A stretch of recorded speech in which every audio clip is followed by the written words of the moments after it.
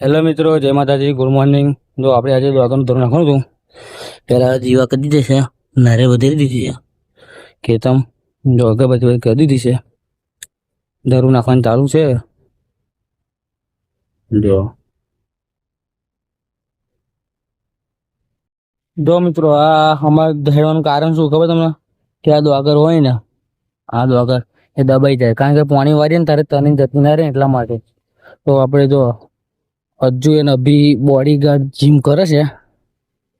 આ જીમ તો જોરદાર વલ વલામ ફફા પાડ દે જીમ કરતા કરતા. તો હું તો આ બધું આગળનું ધરું નાખી દીધું છે.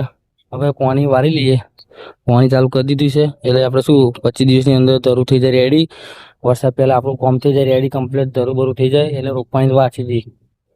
તો કાલે નવા બ્લોગમાં મળીએ. જય માતાજી. તો લઈએ વિડીયો બને રહો, લાઈક કોમેન્ટ શેર ફોલો કરતા રહેજો. શું કેવું અભી? બસ મજા. જો પાણી વાળા ચાલુ કરી દીધું. જોઈએ હવે ચાલુ થઈ રહ્યું. ધરું ટાઈમ જ થવાનું. હું કેવું મિત્રો?